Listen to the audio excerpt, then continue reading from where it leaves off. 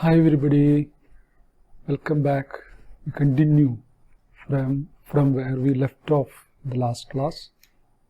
The last class we were trying to determine omega, the number of microstates corresponding to the macrostate NVE of a classical ideal gas, and we saw it is equal to the number of independent positive integral solutions of this equation, sigma r equal to 1 to 3n, nr square is here, Atm v to the power 2 by 3 e over h square, which is written as e asterisk.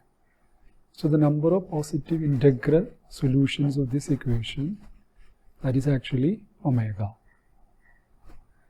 So anyway, the volume and energy of the system enters into the expression for omega. The omega depends on the energy and volume by this v to the power 2 by 3 e. Okay, so omega is in the form of a combination v to the power 2 by 3 e. Okay, that at least we know, because this has this v to the power 2 by 3 e. So using that, we say S entropy, which is k log omega, that will be a function of number of particles, and v to the power 2 by 3 e, product v to the power 2 by 3, because of this presence of this term in the expression to find out omega. Okay, and the thing is, for a reversible adiabatic process, entropy is a constant that we have learned in thermodynamics. For a reversible adiabatic process, this entropy is a constant. N is a constant, number of particles is a constant. So in this expression, S is constant, N is constant. And since S is a function of N and v to the power 2 by 3, and all of these are constants, one can say v to the power 2 by 3 E is a constant. Okay, in a reversible adiabatic process where entropy is constant, v to the power 2 by 3 E is a constant. And if we find out the pressure is, you know, the recipe for thermodynamics, we saw pressure is minus partial derivative of energy with respect to volume, keeping N and S constant. So pressure is minus dou E by dou V. For this, I am writing for energy constant divided by v to the power 2 by 3.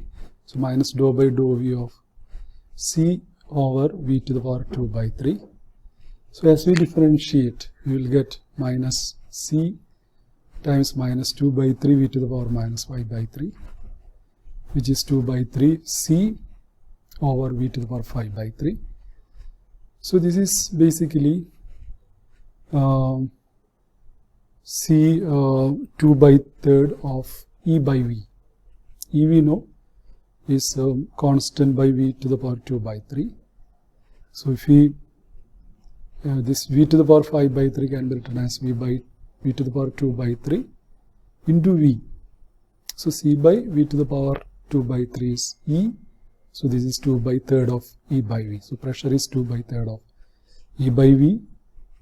Also we can write P v to the power 5 by 3. Okay, P v to the power, here we have v to the power minus 5 by 3 here. If I take it the left hand side, I have P v to the power 5 by 3 plus 5 by 3, that is equal to a constant.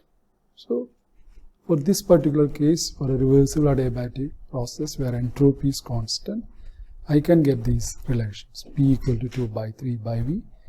Similarly, P v to the power 5 by 3 is a constant. Now we are explicitly evaluating omega of NV.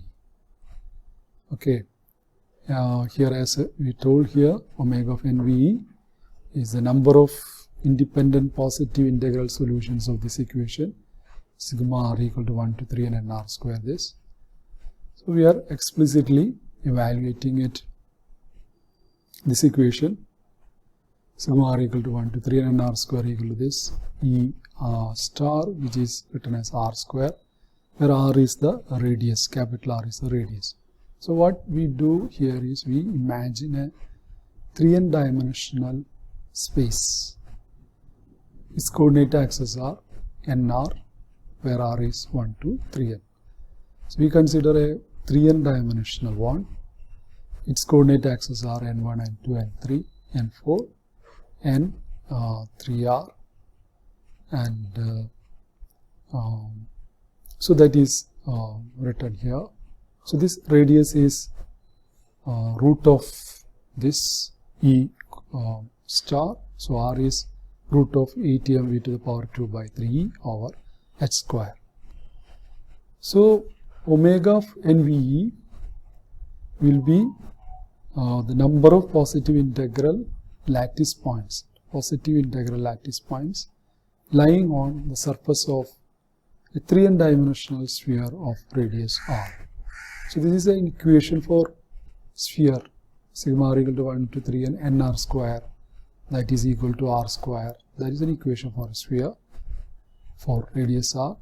So the omega of nve is equal to the number of positive integral lattice points lying on the surface of a 3n dimensional sphere of radius r. Okay. So that is omega, and there is sigma. Okay, we need sigma in the later stage. And what is sigma? Sigma is the number of positive integral lattice points lying, on or within the surface of a 3n dimensional sphere of radius root E asterisk. So omega of nve is the number of positive integral lattice points lying on the surface of the sphere of radius r, which is root of E asterisk. But sigma, which we need for the calculation of omega, which is the number of positive integral lattice points lying within and on the surface of sphere of radius r. Okay. Now that is sigma, and we know what is omega and what is sigma. Now from a practical point of view, practically it is difficult to keep the total energy of the system as constant. So far we were telling that the energy is constant, volume is constant, number of particles is constant. But practically it is difficult to keep energy a constant, energy of the system a constant. Energy actually always fluctuates because of the interaction between the interaction with the surroundings. So however we may try, we can only keep the energy fluctuating in a very narrow range.